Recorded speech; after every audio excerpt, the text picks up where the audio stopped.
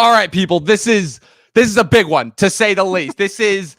I'm just going to come out and say, this is my first celebrity interview that I've had in 3 years now, since 2021, on behalf of the 911 Podcast Network, on a brand new podcast scripted series, Supermarket, which is available to stream on Spotify and Apple Podcasts, pretty much anywhere where you could listen to podcasts. I am here with the star and creator of the show, Adam Murciano, as well as one of the co-stars, Janelle Heron. Guys, I'm happy to have you here. I'm happy to talk about this show. I listened to the first episode yesterday, and it is absolutely bananas, to say the least, and it is breaking ground in terms of just what is possible in terms of storytelling going forward in the digital system. Happy to have you guys here. Thank you so much for having us. We're so excited to be here. We were just texting earlier. We're like, we're so excited. So thank you for having us. Yeah, absolutely. I'm excited to get into it. I'm excited to talk about the show. I'm excited to talk about you guys and like what drew you guys to this, and all that and more will be discussed on a very special bonus episode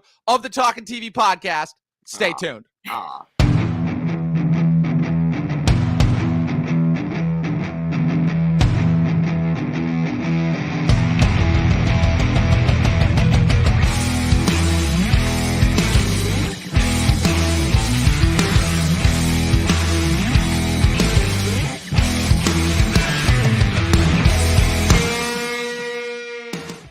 All right, Adam, Janelle, happy to have you guys here. This is a big one, to say the least. Like I said, so you guys are the stars. Adam, you are also the creator of this brand new podcast scripted series, Supermarket. Just to give you guys what it is, the logline: sitcom superstar Carson gets blacklisted in Hollywood and society from his grotesque sex tape leak. And now with his tail between his legs, he heads back to his small town in an attempt to reboot his life. Carson's then forced to reprise his job pre-fame at the local supermarket, where things quickly go bananas. Supermarket, in just 2 months of its release, has peaked at #1 on the Apple Podcast comedy fiction charts, surpassing 20,000 global downloads on its 6-episode season, over 140 ratings on Spotify and Apple Podcasts, with a 4.9 out of 5 star average, and has been listened to in 93 countries.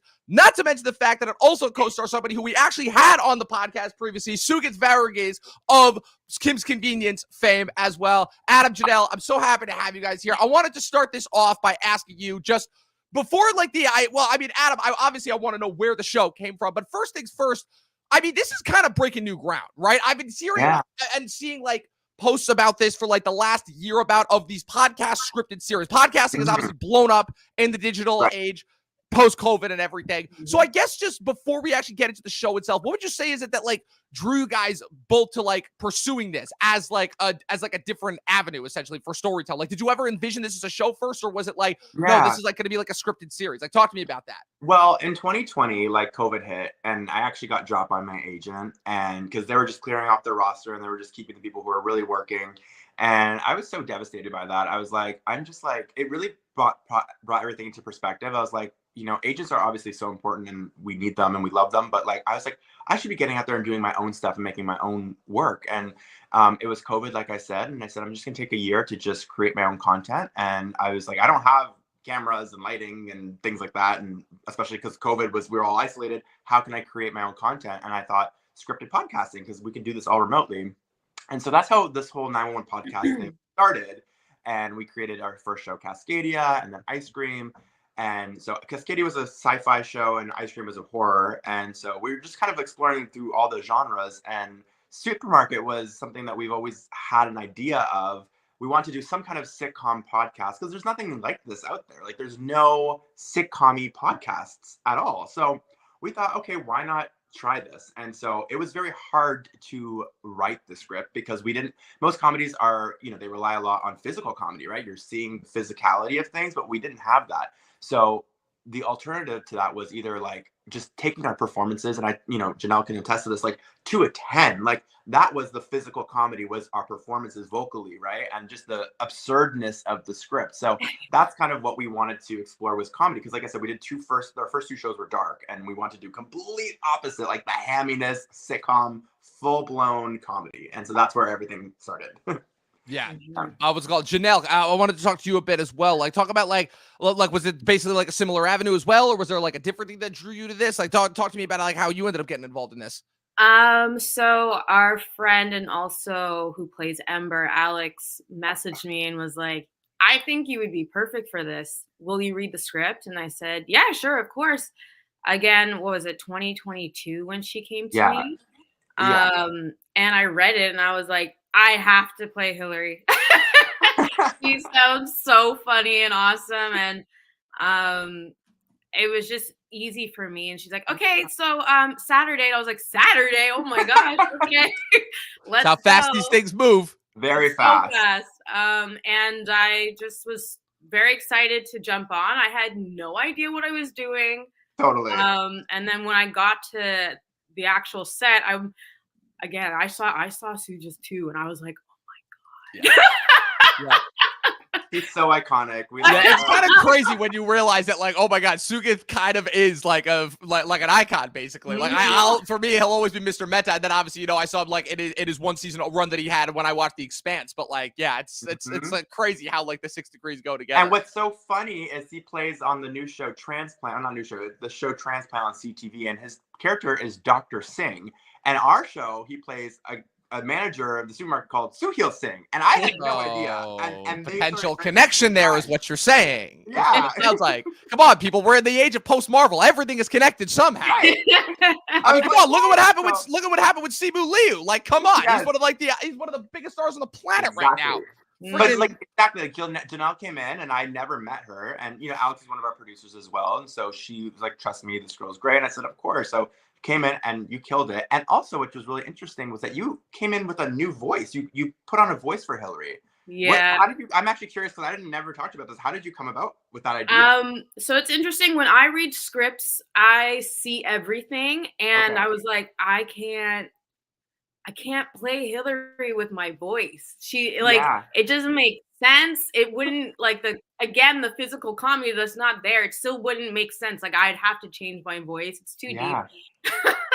And I remember before I went to before we started to record, I pulled Alex to the side and I was like, okay, like tell me if this is a bad idea, but I kind of pictured Hillary sounding like this, and I started bringing my voice up, and she was like, "Oh my god, please do that." So that's where it went, and then as soon as I got into the recording room, I was like, "Different voice. This is Hillary." And what was really fun also was that sometimes you would dip into your real voice when it was like comedy, like when the punchlines would happen. And those hit even harder because your voice is a little deeper. And so we would hear like the Hillary voice, and then it'd go down to that one, and punchline, and it just hit the punchline even harder with that. So thank you. Like that was really fun. Yeah, like I said, just listening to the first episode, I was like, okay, not only is this one of the funniest things that I've listened to in an age where, again, I'm not gonna be one of those people that says that comedy is dead. I'm not gonna be one of those guys, but it is definitely a lot harder, I would say, to find good quality comedy. I would say that a lot of it has become not lowbrow, but a lot of it has just become like just not as good as what we used to love about comedies. And I feel like, again, the fact that you guys are still out there, like still like doing good stuff for comedy, obviously it makes me happy. Now, in terms of right, like kind of the idea of like you were saying, Adam, right? During COVID, everything was locked down. We didn't really know exactly like where we were going to go content wise. Trust me, I can relate to that because that's kind of exactly where the Talkin TV podcast came from. We were kind of in a similar predicament after COVID. But I guess just like what's so interesting, right, is what you were talking about. The fact that comedy itself is largely based in a physical, like in a physical visual medium. It's like a lot of it relies on visual gags, visual humor and such. So I guess kind of what I'm interested to talk about next is kind of bringing that to the audio format. Like you're aware, obviously, going in that this is something that is going to have no visuals, that people are only going to be listened to. So I guess what is your approach to that? Like do you treat it more like a play? Like do you basically use a lot of the same tricks that you would normally use when you're acting for film? Like kind of walk me through that process. Yeah, well, I mean, the first 2 shows that we did were very super sound effects heavy. Like we had a lot of sound effects and ambiance and super immersive. But with this show, the sets were really just supermarket, the back room of the supermarket, and maybe like Suhil's office and outside. Like those were like the 4 sets, and it was super simple to sound design that. So, the show isn't as immersive as the first 2. So that's what I was saying. Like we needed to really bring that with the energy and the performance and the writing, right? Like the writing had to be, constantly like fast paced and gripping, and keep people wanting to listen. So that was kind of a challenge for sure, because again, we didn't have the physicality of like slipping or falling in the show, or we know what I mean, like things like that. So we had to really bring it in our performance. And I loved it because each actor has a different sound of their voice, right? Each actor, we try to do casting with that, with very like different types of voices to keep it very interesting as well. So yeah. Yeah, definitely. Janelle, what would you say in response to that? Like, what would you say like you brought to it that really helped to like amp it up and like and make it more than just like, okay, I'm just like reading this script, you know? Yeah. I want to say just the energy alone with everybody. I would just put as much effort. Again, the writing is so important, and the script itself, when you're reading it, it's just so exciting to begin with. So it wasn't hard for, I think, me and probably the other actors to really give. Yeah. And then while we're recording, Adam's sitting there and he's listening. He'd be like, okay, actually kind of say it like this. This is how it's supposed to hit. And we would have so much fun just playing. I remember the first episode when we were recording it, we were all laughing. There was just like, that's just how you knew the energy. We knew it was going to be good just from that, you know? Yeah. Yeah. And it was interesting because the first episode, we all got to record together. We were all in the same studio. But then when we came to the rest of the season, which is almost a year later of recording because the writer's strike happened. Right.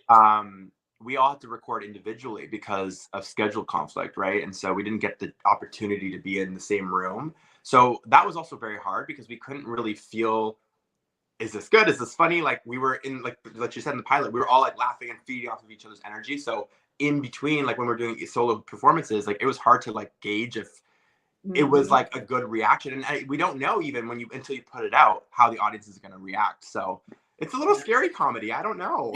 Oh, no, it is, to say the least, especially because, again, of all the genres, I feel like comedy is the one that's the most dependent on audience reaction. Like, and like if you just take it like from the basis of like something like stand-up comedy, you know, like it's pretty easy to tell when you're having a good set versus when you're having a bad set, you know, because the audience is going to tell you, and they're going to tell you real quick, because if they're not having a good time, it's going to become pretty obvious. Well, I can safely say that, like, after listening to the first episode, I am absolutely a fan because just, I mean, you know what it is? It's a perfect combination of just like a very real life scenario, but just making it like as absurd as humanly possible. And like, and what is it that like all the best comedians have said? It's like taking the element of surprise, but making it feel real. And that to me is like where you get the best comedy from, where again, it's like full of tons of pratfalls and ridiculous scenarios and such. But like oh my God, the fact that the premise, like, can you just walk me through like what made you decide to go with like, oh, sex tape? That's what it's going to be. You know, that's what's going to get this guy blacklisted from Hollywood.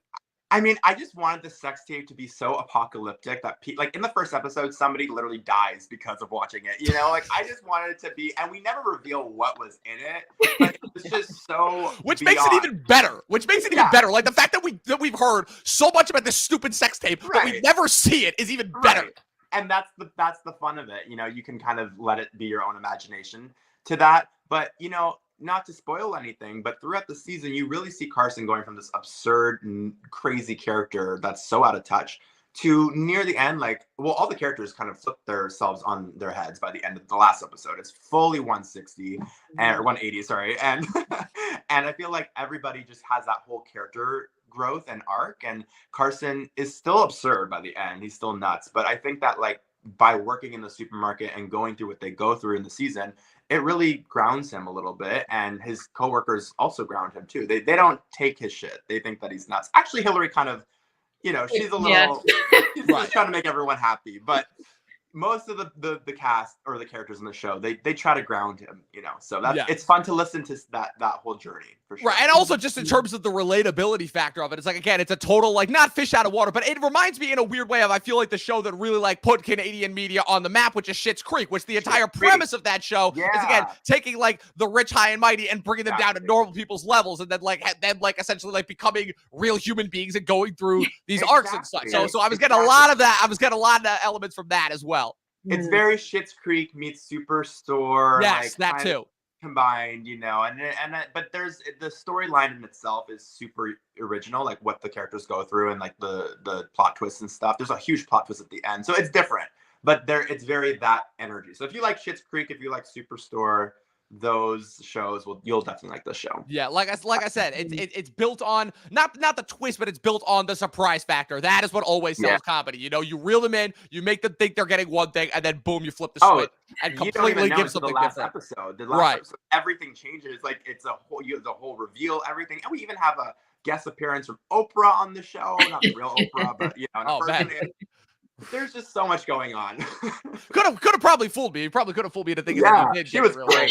Oh man, she was good. Yeah, Janelle, I wanted you to talk about your character, Hillary. So talk about Hillary. Who is Hillary? What did you bring to her exactly in order to like really make her stand out as a character? Yeah, I just feel so. I have two best friends. My two best friends are. I have two best friends. My two best friends are both in HR, ironically, and they are the most intelligent people on the planet. Very grounded, very aware. So while I was reading Hillary, I was like, Hillary is very cute. Like she's trying. She wants everyone to be happy. She's not like my best friends who are just like on the ball. She's just more like, she's like, I just want peace. Which ironically, I feel like is not a great person to be HR, because HR I feel like needs to be like HR needs to be in constant conflict or else they don't have a job. Yeah. Right, exactly. And in the first episode, she displays to me that that she really isn't that great of like a person for HR. So I was like, well, I get to have a lot of fun with her and push my limits. And when we were recording, I had to actually shake my tits, which is hilarious. In the scene, one of the people dies, and talk about getting into character. Pervert. He's an old pervert, and she thinks that her human resources, which maybe are her breasts, would help him revive. And so she's. And I remember asking Janelle. I said, "Hey, this is gonna be very weird, but I need a retake of you like making like B-roll noises of you like you know, literally. You know, it's like I don't think we quite got that right the first time. I think we're gonna need it to be a little bit more realistic sounding here. Yeah, I had to record that in my closet too at my house. So I had to get her to like pretend to shake. So I needed that because we have the sound effects of her neck was shaking and stuff. So I was like, we need your voice. Oh my God. So I'm like, please, this is gonna sound weird. She's like, I got you, boy, I got you. And so she said that and it sounded great. Yeah. So I think it's very interesting because as much as you like when you're recording, I found that I still had to be super physical. Yes. So Mm-hmm. that's one of the best examples. So like everything I did, even when we were recording, I found like, I had to like hold myself a certain way. I'm like, how would Hillary walk around? And like, how would she like see the world? So like even when we're like recording it, it translates later. Yeah, for sure. Yeah, definitely. And it's so funny. I'm just going to assume that this is the algorithm just continuing to read my mind. But on my YouTube shorts, I've just been getting like nonstop clips of just like all the behind the scenes of like all the celebrity voice actors who've done like a ton of like the voices for like a lot of the animated movies that have come out over the last like 10, 15 years. And it still amazes me how, again, even though you only hear their voice, how still physical of a performance is. It's why I've always loved voice acting. It's why I've always had such tremendous respect for voice acting, just in general. Like before I even knew what podcasting was, like in my wee youth. But so obviously, like I said, I just have tremendous respect and just admiration for you guys as far as what you're able to bring to this, how you're able to still imbue and make these such fully fleshed out characters with only your voices. It's amazing to say the least. So I guess just my next question is what's it called, Adam? So obviously, I mean, we'll talk about Carson for sure, but like, where did the idea for supermarkets specifically come from? Like, what, like, was it like a thing? I don't remember. Like, this has been a 2-year process for sure. Like, we've been working on this since 2021. And the script has gone through many variations, and the characters have been added and removed, and things have changed so much. So I can't remember the like original concept. I just remember I wanted to do a comedy.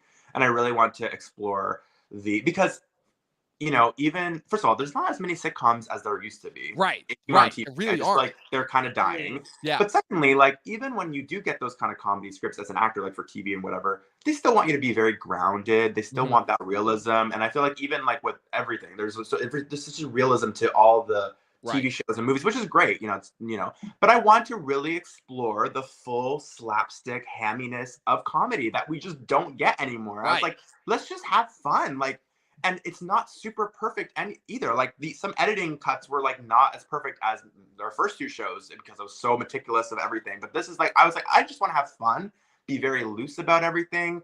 And it was just something to explore and experiment, and I'm glad we did it. So I don't know the original concept of it, but it's definitely been in the making for 2 years. For sure. I mean, irregardless, just the fact of it's like, I love what you brought up about like the zany comedy, because you're right. It feels like it's so funny because like you just take what recently the award show that recently happened, right? The Emmys, and you look at half the comedies that are in that kind of, they really need to rename it the hour and a half hour long comedy, because half those shows are not even comedies. They're really not. And even the zanier, funnier ones, they still have like these elements of like being grounded, like Ted Lasso being a lot more grounded and being a lot more like about like, making yourself better, and Barry and the Bear, which are just shows that have become straight up dramas that just happen to be in the half hour format, so like just that, and the fact that like you look at, I feel like all the comedies that like we kind of all grew up with, like all the comedies that we got in like the late 90s and throughout the 2000s, it's just like how when people talk about how those comedies aren't made anymore, it's just the fact of like, it's not necessarily that comedy isn't being made. It's that sense of comedy, that sense of loose freestyle fun, that style of like, okay, it feels like everything is like, oh no, the world is going to end and they're going to have these world ending stakes, Totally. And this, our show isn't for everybody either. Like some people might not like this type of comedy, and that's totally fine. But I just want to explore that kind of campiness, that hamminess, that late 90s, early 2000s kind of comedy. And just go with it, because there is going to be people who like that kind of stuff or miss that stuff or feel nostalgic for that kind of stuff. And hopefully we did it justice. I don't know. It's a love letter. Well, like I said, I can just say, just based on the first episode, like I said, I cannot wait to go and binge the rest of this show. Just based on that first episode alone, like I am in. I am in, and I desperately, not only do I desperately want more of this comedy, I miss this kind of comedy because, like I said, it's just. I mean, it's funny. Like it's weird because like growing up, I never really considered myself like a comedy fan, but I guess that's just because like I realized that like when I was finally starting to become aware of like what comedy was, that's when it was already starting to shift towards like the more grounded, realistic stuff. And like you said, that stuff is good. I like it as much as the next person, but like I'm just like, man, where is the zaniness? Where is the fun? Where is the slaps? Like I grew up watching. I mean, this is obviously a dated example, but I grew up watching Three Stooges with my grandpa. So like that's the sort of shit that I love, know. But even I feel like we've had that kind of zany comedy, like crazy comedy in nowadays, like in animation form, like Family Guy, South Park. Like that's very much that energy as well. And we were able to do some animations for our show. Our co-creator, Antonio Cordero, he was able to animate clips of our show for promotion, and they were amazing. And he killed it. And it was very South Park-esque too, where it was kind of choppy, the animation stuff. And I thought that was so interesting and fun. And it gave the show another element too, another like life, which was really interesting. So absolutely. Yeah, no, it's always interesting, I find, when it comes to like, like certain elements of where it's like, like it's funny because you mentioned being a perfectionist before, but it's like my whole thing is it's like it always comes down to the story first and foremost. If the story is good, everything else will follow. I really foundation. Have found that. Exactly. It's but my dad loves to use that medium because we don't have, like I said, the gags, the visual gags, all these things. We have to have a good story. If we don't have a good story, then why would you continue to listen? So exactly, that's the foundation for sure. Exactly. Now I wanted to pivot a little bit, as much fun as I want to get to know like Adam and Janelle as people. So like I would say, what is it that like got you guys into acting? Like how long have you guys been in it? Like what would you say? Like when did you like get the acting bug for sure? Like if you like just talk about that, because like I said, big part of this, I love to like get to know who my guests are as people. So so I guess just talk about that. You want to go first? Or me? Okay. I love the rock, paper, scissors back and forth. They're like, oh, everyone's always so polite. Like, okay, you go first. You go first. No, you go. I've been I've been wanting to do it since I was a child. I do little performances in my living room. I would, my mom would put on like a movie, or my dad, and I would perform as the movie was going.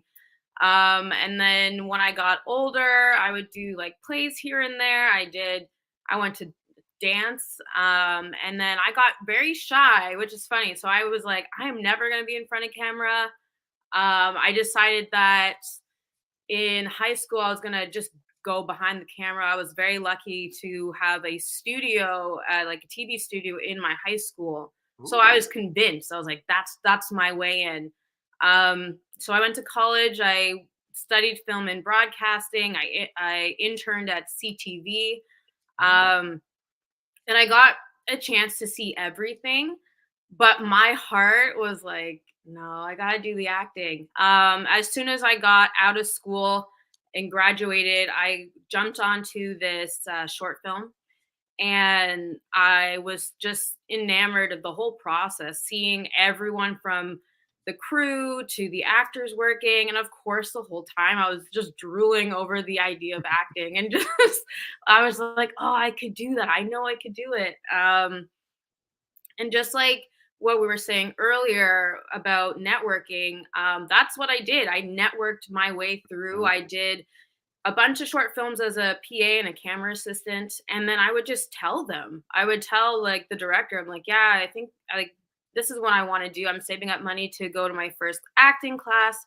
And anytime they needed to fill in a quick role, I got put in. So it was like, and they were so nice because they loved me. So like they would like give me the chance to like figure it out. And then of course, starting there, like my first short film I ever did, a guy that I went to college with saw that I was promoting myself as an actor, and he was like, "Can you come on? I want you to play this role." He's like, "I don't need you to audition. I just need you to play Veronica." And I was like, "Okay." And I went in, and he was like, "Oh my God, you made my life so easy." And he's like, "You really need to pursue this." And I was like, "Okay, sounds great." Took as many classes as I can, went back to college for a year, did one of those massive programs for dance, singing, and acting. I left that agent that I had, jumped into one of the bigger agencies, and I was terrified because she's like, "You have nothing on your resume, but I love your energy. I love that you have freckles." And I was like, Those okay. freckles will get you far. Freckles got me far. And she's like, "I'm just going to take a chance on you." And I got lucky, booked Designated Survivor off of my headshot. Nice. And then she was like, "We're moving into another agency. Do you want to come with me?" And I was like, yes. I was like, I don't want to be agentless. Oh my gosh. Went with her. And then as soon as we moved, I booked Handmaid's Tale. And it was very funny. Everyone was like, "Who are you?" I was like, "What do you mean?" Like, I'm me. She came in I don't know what you mean by that. Yeah. So it's been a process. It's been over 10 years right now, but networking is the biggest key.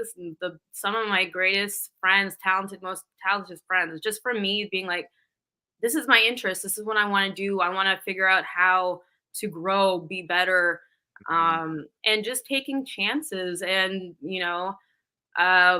figuring out what the right opportunities are. You will be able to go far. Yeah. Absolutely. Like I said, it's inspiring to say the least, and like it definitely gives me confidence as well as far as what happens once I'm done with school. Because like I said, as people who've been listening to the show for a while know, I'm currently about to finish my final year of acting school as well. So definitely gives me confidence going forward. Going to school, like it's so good because, like what Janelle said, it's all about networking, right? Like you're making friends, you're meeting people who are going to be your peers in the industry, and like I feel like that's the biggest thing about school is you're getting those connections that you wouldn't get it's harder to get those kind of connections. So that's good that you're doing that, for sure. Definitely. And I mean, hey, social media and the internet provides the opportunity for me to connect with people like you. Like I said, because 911 was very, very gracious enough to reach out to me, which I thought was freaking awesome. So Adam, talk to me about yourself. How'd you get into this whole crazy, wacky industry? My grandparents have been actors for so many years. And so growing up around that, I was like, oh my gosh, like they can do it. I can do it, and I got the acting bug at a young age. And when I was 13, I booked a sitcom called Rent-A-Goalie. It's a Canadian sitcom here. And it was my first audition, first thing, booked it. And my mom and dad were like, oh, shoot. Like, he's going to think this is going to be an easy industry because he got his one audition, booked it. And my mom was terrified. She said, it's not an easy industry. You just, you're talented, but you got lucky. You got to work at this, you have to go to class. And so they enrolled me into acting class, and I had a coach, and she was right. Like after that, it kind of dropped because I got braces and I kind of was like nerdy looking, and I wasn't booking for a few years. And that was hard because when you're 13 and you book something big and then you just don't get anything, it's like, what? And when you're young, you don't really know, like it's hard to deal with the rejection, right? So I got a taste of that really young, but I just knew that I have to keep practicing and keep working at it, at the craft. And because it is a craft, no one's going to hire a brain surgeon if they don't know what they're doing. No one's going to hire an actor if they don't know what they're doing either. So took the class, worked really hard. And then like in my mid to late teens, I started picking up again, started booking things, a lot of like Nickelodeon, Disney stuff, just small roles on certain things. And then in my 20s, got to do a bit more darker things like Teenagers, which is like a web series that was in Canada. And it won a bunch of awards here, which is really cool. And I got to play like just this person who was into drugs and things. And so that was a little different for me and edgy. And I got to do different roles like 12 Monkeys and Alphas and sci-fi stuff, which was interesting because like I said earlier, I was doing a lot of teen stuff, kid stuff. And so now I was doing like a little older stuff, which was fun. And then 2020 hit, like I said, and I was, agentless. And I was like, I got to create my own stuff, because you always hear, create your own work, create your own work, create your own work. But I don't have the money for that. I don't have the connections for that, that I should be having, getting network and going out there and networking and stuff. So I was like, let's create a fiction podcast. And that's what we did. And so here we are. Like I said, now I have an agent. Now I'm working again. But, yeah, funny how that works, right? It's a thing that all my teachers keep saying. It's like, make your own stuff, And honestly, like I said, I think that with all the technology at our disposal, I think would be foolish to not pursue it, as you guys both clearly have. So like I said, so we're pretty much gonna, so like I said, that was pretty much all the questions that I have for you guys. The only thing that I wanted to end with this with, like I said, I always like to end this by asking you guys, what have you guys been watching recently? What is your favorite movie / TV show, book, really anything that you've watched / listened to, like any of the movies that are up for awards consideration, any of that. So Adam, we'll start with you. What is your favorite thing that you've watched recently? It's so random, but I am watching for the first time The Golden Girls. Really? Like in its entirety, not just the clips. It holds up. Like I'm laughing, and like they're making jokes that are like still relevant today. Oh yeah. Like, I'm a fan. Those four could throw down, to say the least. Oh, yeah. Just the banter alone, I'm like, man, like I feel like hardcore gangster like roast fest would like bow in comparison to some of the roasts that they had on that show. It was insane. Peace to all four of them. Betty yes, unfortunately, yes. I never watched it before, so that Fun fact, actually, Quentin Tarantino, one of his early acting roles is he's on that show as like one of the Elvis backup dancers that they have for one of their birthday parties. True story. Yes. I don't remember which season or episode it is, but like when you see like a bunch of like Elvis guys in the background, you'll notice him. You'll be like, okay. Yeah. Get there. That's amazing. Yeah. And then Janelle, what is your favorite thing that you have watched recently? Shrinking on Apple TV. Ooh, yes. It is so good. Fantastic show. Absolutely love that. Actually, we did our top 10 TV shows of 2023 last year, and that made it into my list as well. Yeah, me. Oh man, that's tough because I've watched so many things. I just recently watched. You guys are gonna think this is crazy, but I actually just recently watched Mean Girls from 2004 for the first time ever. I'd never seen it before. Absolutely loved it. It was spectacular. Everything that people have been saying over the last 20 years, it's all true. Like, I absolutely, it's all true. I admit I was out of the loop. It's absolutely fantastic. All the quotes, everything. She doesn't even go here. It's absolutely great. They actually filmed that here in Toronto, fun fact. That makes sense. That makes a lot of sense. And it was, oh man, you want to talk about, again, just a throwback to just comedies that we don't get anymore. And I'm like, oh my God, I'm like, a comedy that like can be both funny and slapsticky, but also like intelligent and not talk down to its audience. Who knew? What a concept. Yes. And then fun, actually, also another first time watch of mine. Like I said, I'm still trying to catch up on a lot of movies that I've unfortunately missed over the years. I watched The Talented Mr. Ripley with Matt Damon for the first time ever last night, and that was phenomenal. Phenomenal, to say the least. So yeah, that is what I've been watching. But I will be listening to Supermarket when I am done with this. Like I said, you guys should absolutely go listen to it. It's available Apple Podcasts, Spotify, pretty much any place where you guys can go listen to podcasts. It is an absolute thrill. You guys are really, really going to enjoy it. Adam, Janelle, thank you so much for joining me on this episode today. Hopefully, like I said, this will not be the last time that I see you guys. I would love to have you guys on to maybe co-host an episode or two here and there going forward. Yeah, like I said, I'm always watching new stuff. I'm always looking for new people to come on. So with that being said, guys, if you have any social media plugs that you would like to plug other than Supermarket, anything like that, let the people know. Yeah, I hit my microphone I'm Adam Murciano, Murciano, on all socials, and you can follow our 911 account, which is 911 podcast or _ 911 podcast on Twitter. Yes. I just have Instagram.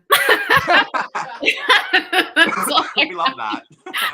Just as good. Listen, in the modern digital age, that is exactly what we need. Well, like I said, thank you guys for coming on. You two are great. I cannot wait to go and listen to the rest of this show, as should the viewing audience. Like I said, go listen to Supermarket pretty much anywhere where you guys can listen to podcasts. As for myself, I'm, of course, Dom the Movie Nerd. Follow me at Movie Nerd Reviews across all platforms, at Official Talkin TV Podcast across all platforms. This episode is available to watch on YouTube. Subscribe to us if you're watching on there. If you're listening to this on Twitch, go follow us on there. And this episode will be available on Spotify and Apple Podcasts tomorrow once I'm finished editing it. And as always, people, from myself, from Adam, from Janelle, 12 seasons of short film, and watch more fucking movies. We'll see you guys tomorrow with our Oscars prediction episode. Stay tuned.